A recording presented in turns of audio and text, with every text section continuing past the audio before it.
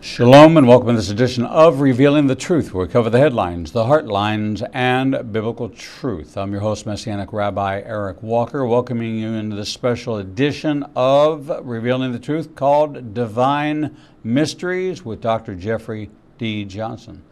Dr. Jeff is a Bible expositor with experience in Jewish roots of Christianity, the Middle East, and theology. He is the founder and president of Israel Today Ministries. He's a religious writer, adjunct professor, and a humanitarian, feeding thousands in the Middle East. He's taught scripture in churches, conferences, has been a guest lecturer in colleges and universities, including Harvard and Oxford. He was a pastor for 17 years and thus brings a shepherd's pastor's heart to his teaching. He's the author of Divine Mysteries, and he appears here on the first Thursday of every month at the 11 o'clock hour. As we host Divine Mysteries, and you can find more about him at IsraelTodayMinistries.org. Dr. Jeff, welcome to Divine Mysteries here on Revealing the Truth. Shalom, Rabbi. It's good to be with you once again. It's always a delight. It's two old friends just having conversation over coffee. These are my favorite times.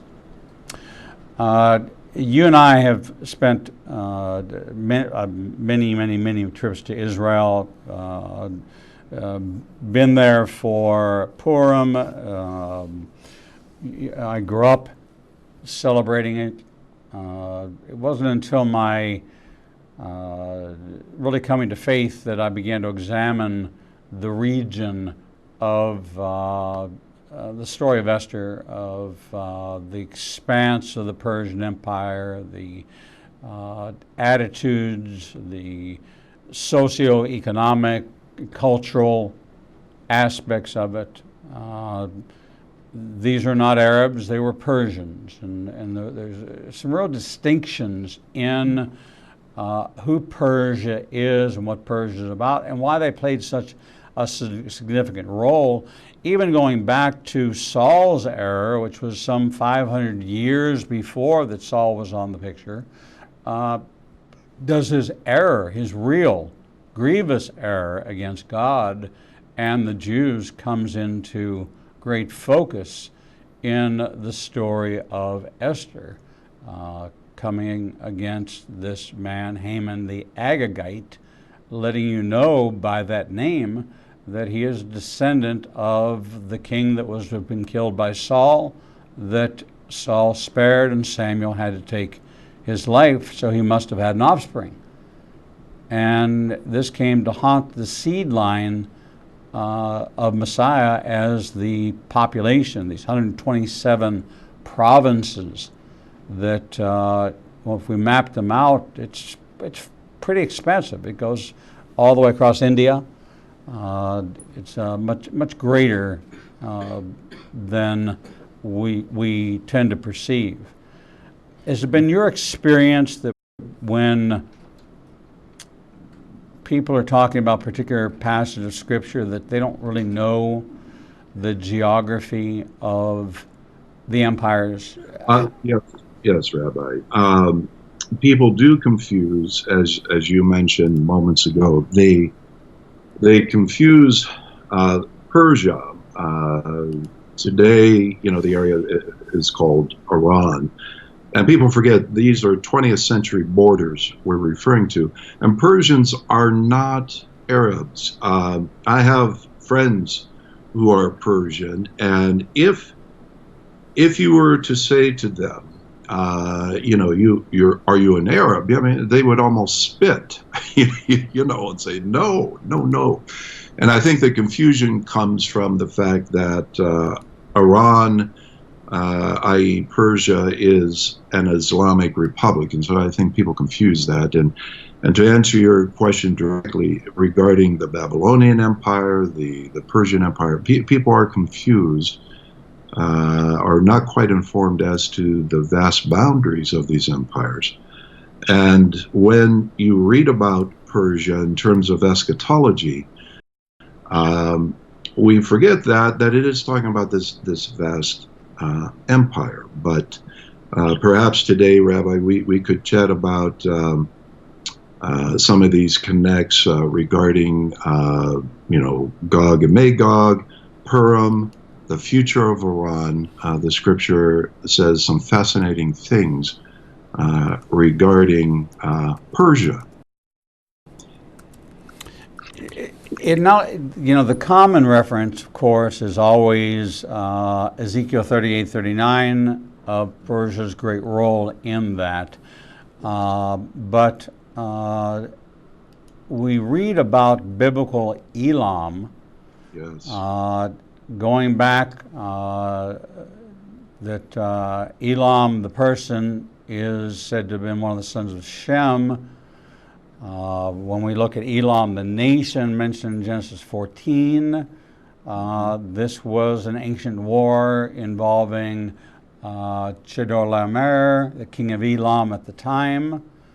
The books of Isaiah and the books of Jeremiah also mention Elam. There's an apocalyptic oracle against Elam, which states that Elam will be scattered to the four winds of the earth, but will be in the end of days, that I will return their captivity, a prophecy self-dated to the first year of Zedekiah. Elam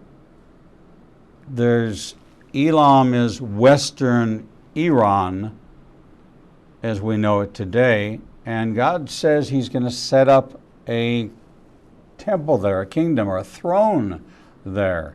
It seems to be quite a massive and important place, but I don't know why. I don't know why either. But let me, Rabbi, if I may, when I think of Persia, let me just prattle here a little bit, if I may. When I think of Persia, my first knee-jerk reaction is the contemporary, the things that are happening today. When I have been in Israel, I was in Israel during the war with Hezbollah, and we know that Hezbollah is a proxy of Iran, and they receive supplies and things from Iran. And I was there when the rockets were dropping, and we were helping people. And excuse me. And recently, this past November, we were in Sderot, borders Gaza, as you know, and Hamas receives assistance as well from Iran, and the rockets were dropping when we were there, and so my mind goes there. But then, second, my mind goes to this Gog and Magog reference that you mentioned in Isaiah. As you know, Isaiah 44 and 45, there was this uncanny prophecy regarding the Persian Empire, regarding Cyrus. And you realize under his leadership, the Persian Empire became this, if you will, the first world superpower. I mean, it was huge compared to Babylon was small. The Babylonian Empire was small, comparatively speaking. And what I find fascinating is that there was this prophecy from Isaiah 150 years before the Persian Empire became in existence, as we read about in the book of Daniel and the Ezekiel prophecies and so forth.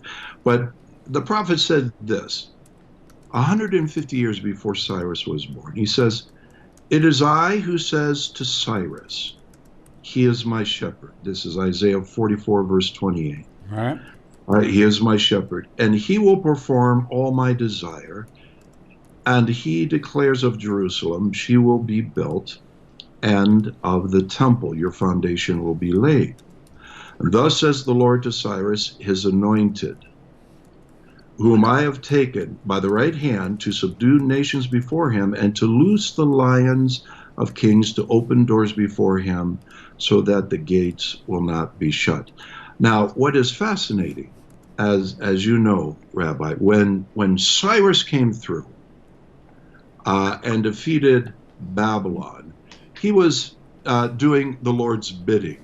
There is a legend, it's an apocryphal story that says that Daniel was still alive when Cyrus came through, and this old man handed him the scroll as Cyrus was coming in with pomp and circumstance, thinking he did this great thing, that perhaps Daniel gave him the scroll of Isaiah. Says, look, our God mentioned you by name 150 years before this happened. Whether that's true or not, it's a wonderful story. But Cyrus came through, and he told the Jews to go back and rebuild the temple, which is phenomenal. And Second Chronicles 36, verse 23. Now, some of your viewers may or may not know, but Second Chronicles is the last book in the Tanakh. The same books in the what is called the Old Testament or the First Covenant, same books of the Bible, but it's in a different order. And the last book of the Tanakh is Second Chronicles. In chapter 36, verse 23, we read these words. Thus says Cyrus, king of Persia, the Lord, the God of heaven, has given me all the kingdoms of the earth, and he has appointed me to build him a house in Jerusalem, which is in Judah. Whoever there is among you of all his people, may the Lord his God be with him, and let him go up. And the word go up is the Hebrew word aliyah, to go up. Today it means to go up to live in Israel. When the rabbi goes to the bima, he's making aliyah. When the pastor goes up to the pulpit to preach and teach, he's making his aliyah, as it were. But what I find fascinating is that the last book of the Tanakh, the last book technically of the Old Testament, is a message of going up, aliyah. And you compare that to the last book in the Brit Hadashah, the New Covenant, the book of Revelation, chapter 4, we read about come up here. The word in the Greek is anabiano, which also means to go up. And the last book of the Tanakh, the last book of the Brit Hadashah, the last book of the both covenants are mentioning going up, which is a message of incredible hope, incredible peace, incredible anticipation of the eternal, and that God is in absolute control.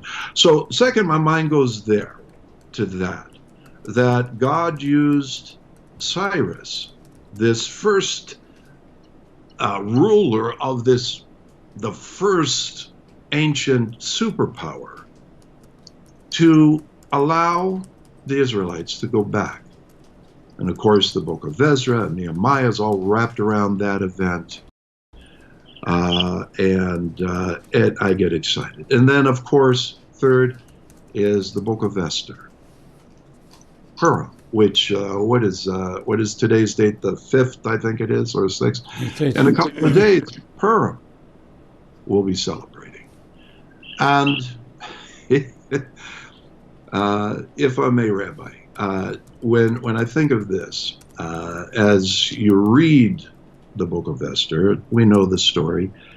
The king Xerxes, another Persian king, he tells Vashti, his queen, to come out wearing the crown. But what is not understood in the context, what he was saying, there was a party, a celebration for the men, a celebration, the queen and the ladies of the kingdom, and the celebration with the men. They were drunk at this point. The king was drunk, and he wanted Vashti to come out. And the implication is just come out only wearing the crown, only wearing the crown. And she said no.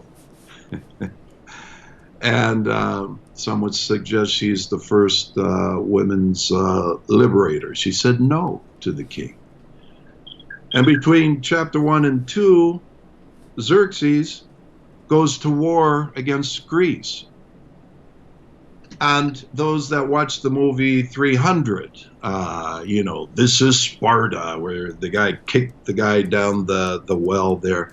Those who are familiar with that movie, that was what was going on between chapter 1 and chapter 2. And when you read in chapter 2, he's engaged in this war with Greece, and his advisors say, maybe we should have a beauty contest. And then unfolds the wonderful story of Queen Esther. So this is where my mind goes regarding Persia. And then finally, regarding its future.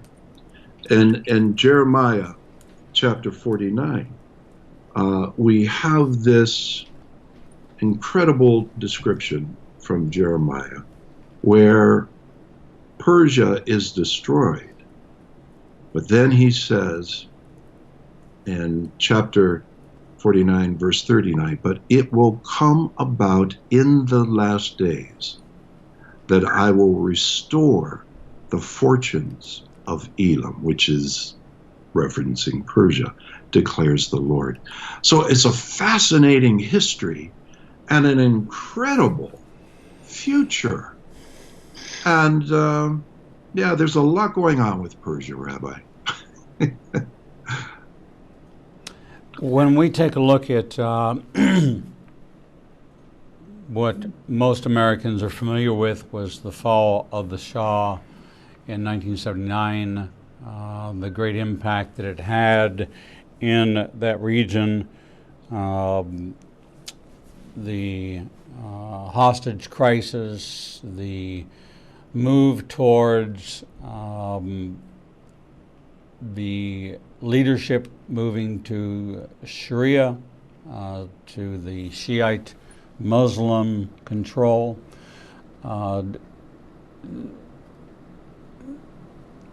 The International Bank of Credit and Commerce out of Knoxville, Tennessee was caught up in a great deal of business dealings with them that brought about a huge economic impact to us and to them because of relationships being severed.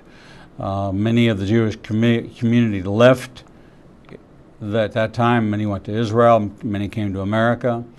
And yet there are still about 9,000 Jews living in a Jewish community in Iran who are protected by the Constitution of Iran.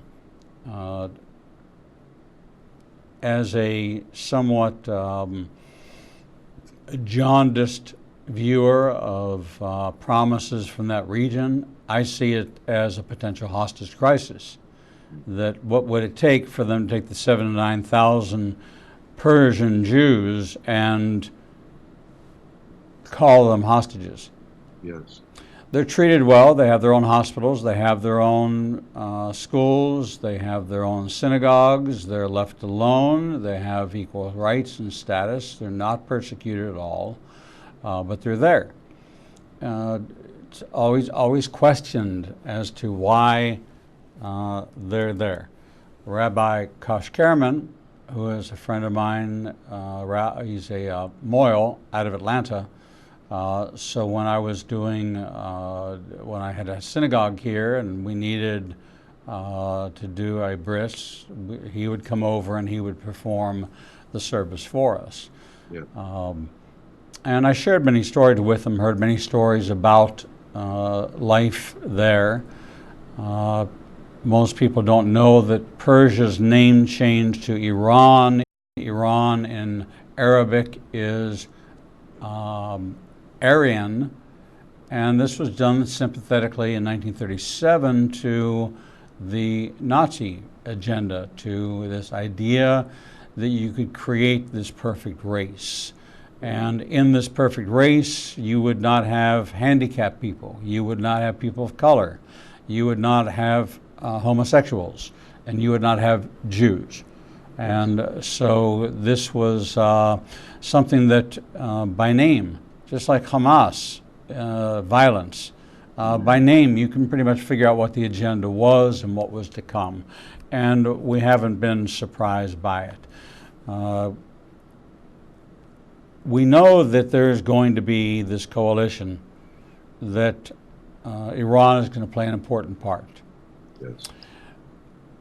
As the Iraq War took place, and America's involvement there was questionable as to what were we doing there. A few looked at it as you and I look at it, as the landmass that carries the airspace of the direct line of flight from Tehran to Tel Aviv.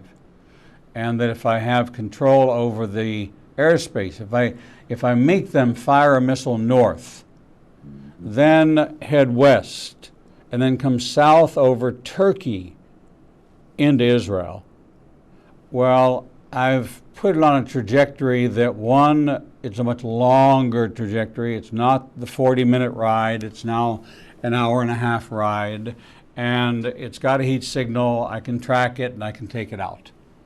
So Iraq, our interest in Iraq, not oil, but can we be that buffer and that protected airspace? And so when we set that western base in Iraq, it seemed like fate was handing us a surprise and a great gift, only to be turned around by us being told we're being expelled from Iraq. And so the alignments in the Middle East are shifting sands. The thought that Saudi Arabia was going to open borders to Israel and allow travel and tourism is a marvel to me. That Israel is now doing business with Cyprus and Jordan for gas lines is a marvel to me. Always wondered about the reference in Ezekiel 38, which gives 4 prerequisites for the setup of Gog-Magog. And one is that Israel has to be in the land. Sovereign in the land is a Genesis 15 description. There's no Jew or Jewish scholar like yourself could look at the words sovereign in the land to mean the 1/12 of what we were entitled to. It means we have sovereignty in the land. And it's supported by the next statement that says, and we will live at peace with our neighbors. Well, our neighbors, who are going to be our neighbors? Well, the Mediterranean Sea is going to be our neighbor, because we will have all of the West Bank. We will have all the Sinai Peninsula and northern Egypt and the Sinai. We'll have up through Gaza. We'll have Lebanon and Syria. We'll have most of Iraq from Mosul to Baghdad. We will have all of Jordan. We'll have northern Saudi Arabia. So those are our neighbors. When you go outside those neighbors, you're going into the countries of Africa and to Europe. Yes. So we would have to be sovereign in that biblically mandated borders. The third prerequisite is that we are a land without gates, walls, or fences. Well, right now we have gates, and we have walls, and we have fences. We have the fence between Judea and Samaria. We have all along Gaza. We have at the all the Jordanian crossings. All these would have to be removed. Why would they need to be removed? Well, because we're at peace. Why are we at peace? Because we have sovereignty. The fourth one always puzzled me. It said, and Israel will have so much silver and gold that the world would want to plummet it. And you and I both know that Israel has no natural silver or gold. So what could this be? Well, when they struck Leviathan, the gas reserve off the coast of Haifa, and I saw the platform being built, Yes. and a silver pipeline extending from the port of Haifa out, straight line across the water, to the platform, and said, aha, silver. When I went to the Golan Heights and talked with a representative from Noble Energy who was there siting out more testing. And I said, how much do you really think is under there? And he said the words, more black gold found here than any single deposit in the world. And all of a sudden, I got my gold. Yep. And it made me realize that we are literalists. You and I are biblicists. You and I are not enamored with the commentator. We eat them. Some baked, some fried, but a commentator grows not far from you. But the text gives commentary to the text. And the text is to be read in context, as it was written, to whom it was written, and then what was, what is, and what is to come. And the what is that we have silver and gold for the first time, but it happens to be silver pipelines and black gold. So now when we look at this alignment, where Russia was supposed to be the enemy from the north, Moscow, due north of Jerusalem is Ankara. And all of a sudden Turkey has become the big mouth of the mouth of the south, the European mouth of a man that's, what is he? Is he European? Is he Muslim? Is he Arab? Is he, what is he? He's confusing me. And who he buddies up with confuses me. You know, Putin's Putin. He's always been Putin. I preached at 2 times. I did conferences at the old KGB buildings. They now rent them out for conference centers. And I always stopped in the middle of the message, and I would tell my translator what I was doing. And I would stand there and I'd speak to the 4 corners. And I would say, thank you for watching. I hope you enjoy the message. There'll be more to come. Thank you for watching. And I would talk to the corners where the hidden cameras were. These are kids still wired. They're still watching. They're still listening. They're still doing. But we misunderstand. We had this period of time when everybody thought it was Rome. It was going to be the Vatican. It was going to be the Pope. Because they said the word Rome. Well, the Roman Empire expanded from Europe down through Africa. That meant if I was a Egyptian and I was an Egyptian military person, I would greet you, the Roman guard, with my hand on my chest the same way as my pledge to Caesar. Didn't matter that I was an Egyptian anymore. I was under the control of Rome. So the fact that we so narrowly put everybody in this pigeonhole that said, well, Rome means Rome, Italy, not the empire, is the same thing we do with Persia as opposed to the Persian Empire. Right, yes. And because we geographically limit it to a specific term, that we begin to misunderstand. We're talking with Dr. Jeffrey Johnson, author of Divine Mysteries and head of the wonderful organization of give me the name again.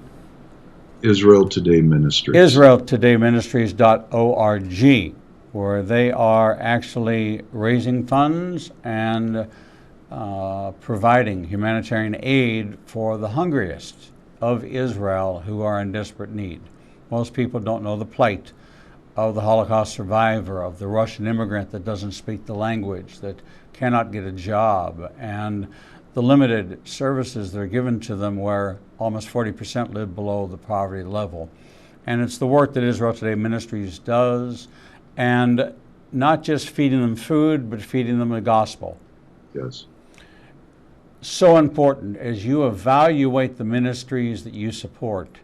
I can tell you that the top 3 ministries you support do not support the gospel. For a biblical definition, for the sake of Israel, they're enemies of the gospel because they do not advance it. And these are the majors. These are the multi-million dollar you think are incredible. They prohibit the preaching of the gospel in Israel. They are favored by the government, but they love Israel to death because they do not share the gospel. Look at the mission statements of these ministries before you give them a dime, because some of them even fund anti-missionary, meaning going out and destroying Messianic congregations and protesting Messianic activities. There's a hard enough time for us to be Jewish believers in a land that says that we don't even recognize you as Jewish if you believe in Jesus. Well, when you see the names of my family members that died in the Holocaust, when you hear of the travels of my grandparents from Galicia, southern Poland, western Ukraine, when you read the names at Babi Yar that are my name, Yes. my grandmother's name, and then you tell me because I believe in Jesus I'm not Jewish, I laugh at you and say, who are you? God says I'm Jewish. Who are you to say I'm not? We're going to take a short break, and when we come back, we're going to talk more about these alignments and talk a little bit more about what this celebration of Purim is about, and was there some significance to the only remnant of Qassam Soleimani being a finger with a signet ring on it? And that's how we identified him. We're going to take a short break, and we'll be right back. The Lord meets you right where you are, and so does Igniting a Nation's new live streaming outlets. You can now watch Revealing the Truth, Revealing the Bible, and Prophecy Revealed simulcast live each Monday through Friday from 10 a.m. to 1 o'clock p.m. Central Standard Time on YouTube Live, Facebook Live, Vimeo, Periscope, and through our website, www.ignitinganation.com. No matter what device you are using, our program will automatically scale so you won't have to miss a single program. And if you happen to miss an episode, you can always subscribe to the Igniting a Nation YouTube channel and access over 1,000 interviews and never miss your favorite authors, special guests, and topics that interest you the most. There are lots of ways to see Israel, but nothing compares to seeing the land of the book and the people of the book through the eyes of 2 Jewish believers who can take you on a journey that will bring the entire Bible to life. When you join Rabbi Eric Walker and his #1 rated tour guide, Edo Canaan, in Israel, you'll experience incredible teachings, first-class accommodations, and actually walk where Jesus walked. You will experience the Bible transforming from black and white into living color, and you will never see the Bible in the same way again. For more information, visit us at www.ignitinganation.com/events. The Lord contends with what contends with you, and Igniting a Nation is committed to bringing to light each and every issue that faces a believer's life. Our live stream programming and teachings take you on a journey to finding biblical truth from a wide variety of experts who share their insights into a deeper walk with the Lord. We have assembled the most comprehensive panel of experts in the fields of prophecy, caregiving, healing from trauma, shame, and abuse, and so much more. We continue to expand our teachings and programming to meet your needs. We're committed to healing the nations with biblical truth. Visit www.ignitinganation.com to develop a deeper walk with the Lord and start your journey to a transformed life. The Bible commands us to study to show ourselves approved, but most study using Bible study tools and not actually studying the Bible chapter and verse. Igniting a Nation is pleased to present Revealing the Bible, recorded and taught each week before a live audience. We take you deeper into the actual Bible and verse in both Hebrew and English and connect the dots between the Old and New Testament. You can attend our 2 classes in Tuscaloosa and Birmingham, or watch the program every Wednesday at 11 a.m. Central Time on ignitinganation.com and all our other simulcast outlets.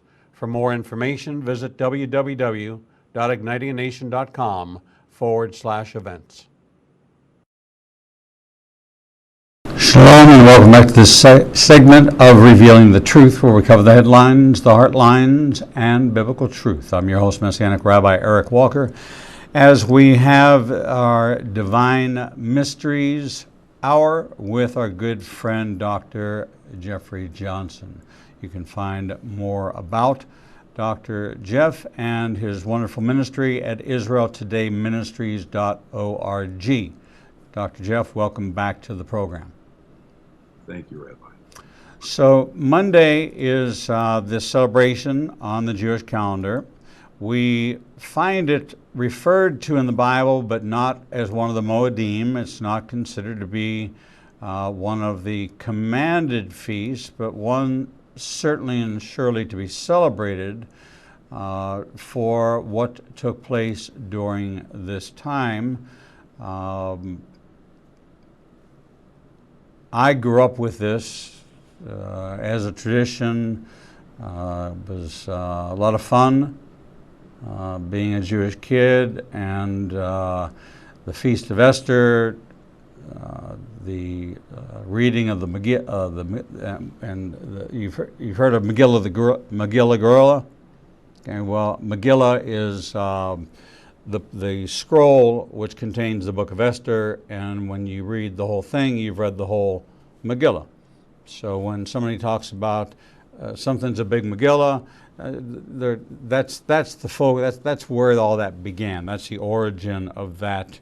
That's where that phrase was coined from. It covers a very interesting period of the Persian Empire and the reign of a king. You want to tell the story behind it? As we mentioned just briefly earlier, Rabbi, when you read the book of Esther, Xerxes is the king at this point, and he demanded that his queen Vashti come and appear before. There was a celebration. The men were celebrating on one part of the empire, and the women were celebrating with Vashti. And the king demanded that she come out wearing her crown. And the thing that's astonishing and striking is the courage of this woman. She refused to come out, and different scholars argue, why did she refuse the king to come out wearing the crown?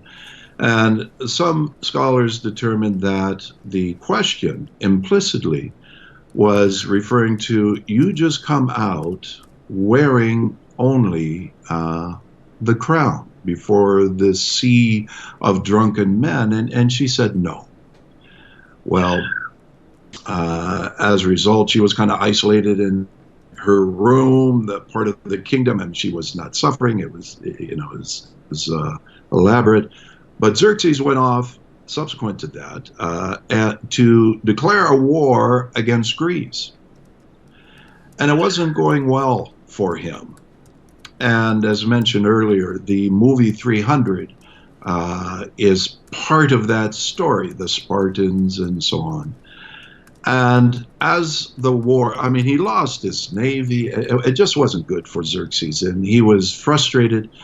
And his advisors suggested, let's get a new queen. You need a new queen. Let's have a beauty contest.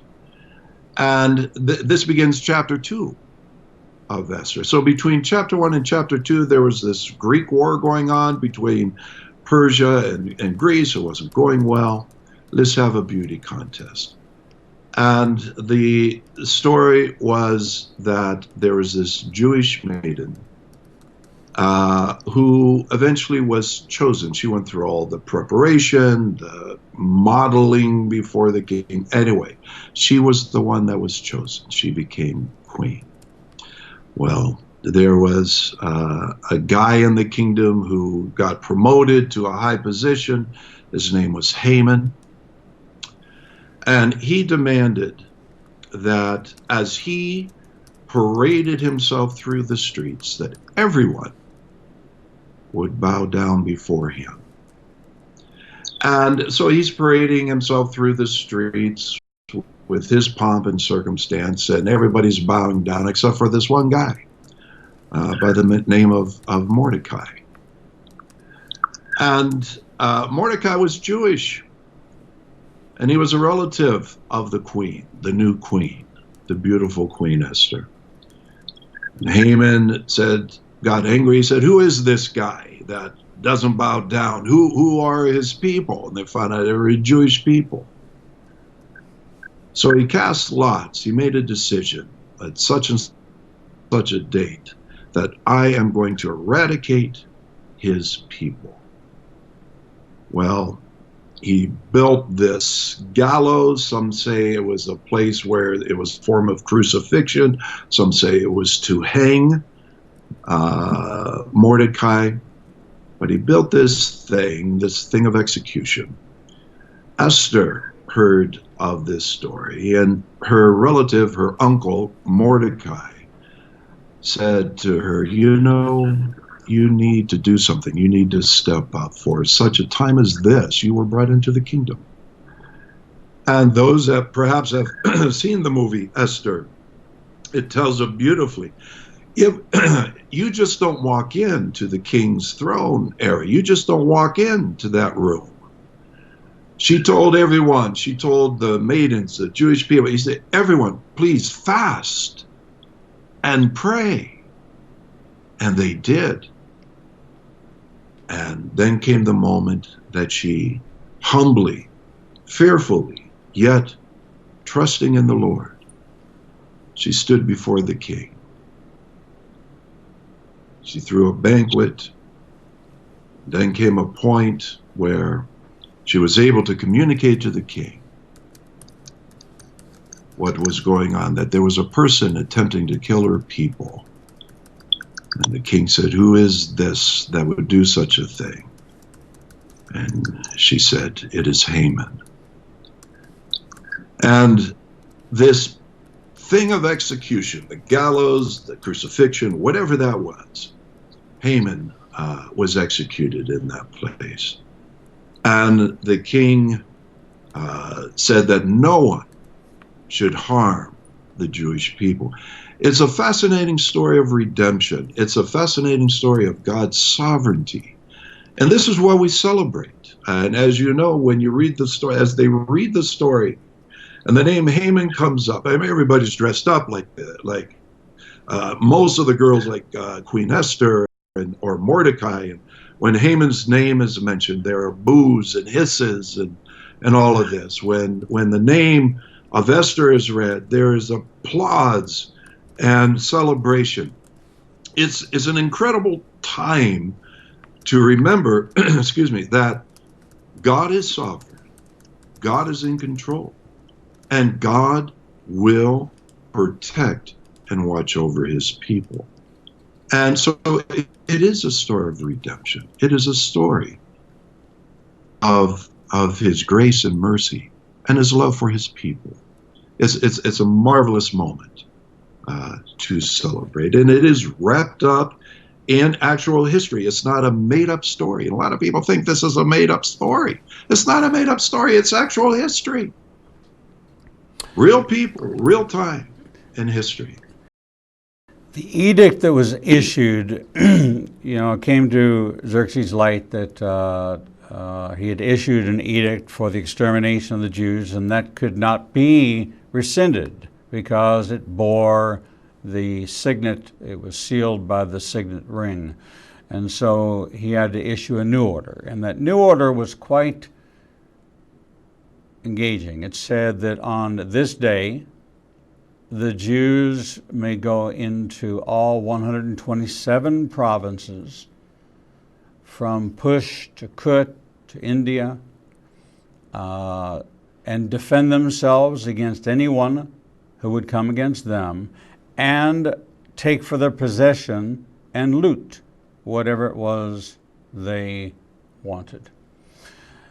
So we look back and we find that that order has never been rescinded. There is no counter to that. It was never taken away. Therefore, according to ancient Persian law, the Jews have the right to protect themselves against any of their enemies on this particular day, and to take whatever plunder they should have, and they should have that right.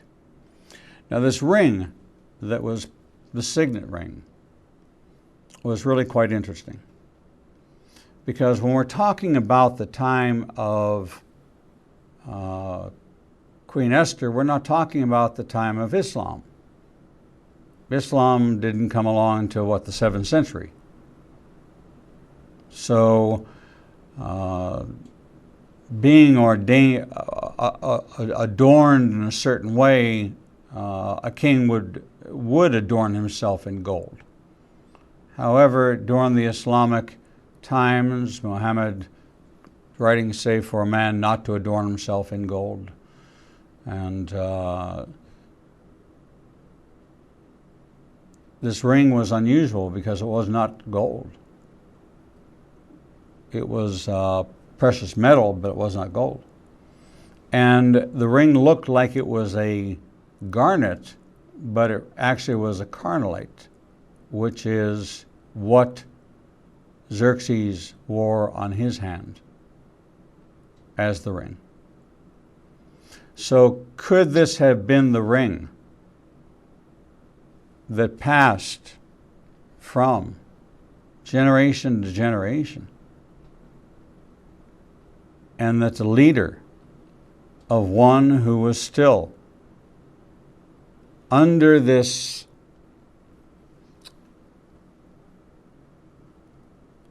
Amalekite Esau influence of hatred towards the Jews, would be wearing the very ring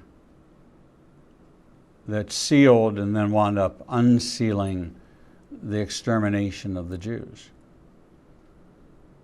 They sent the ring to Washington to be examined forensically. They determined what it was. Now the historians have it to see if they can find out if it is in fact the ring. But that is the finger it would have been worn on. It's the right stone, it's the right size and shape, and would be really quite extraordinary if it was that ring. But at this time of year, we celebrate, as we did Joseph calling the 70, and we were at the point of extinction. Having God used a woman for the salvation of man was also to introduce us to Mary, who through a woman, salvation was brought to the world. And God is a God of patterns, and He uses the things of the natural to reveal the supernatural. And here the redemption, it rested with one person, so that the Altacockers, who old rabbis in Israel would say that how can one person save the world? Say, well, Abraham did it with the redemption of Isaac. God did it with Moses. Esther did it. So it was always one. It was never many that God used to bring about the redemption of His people.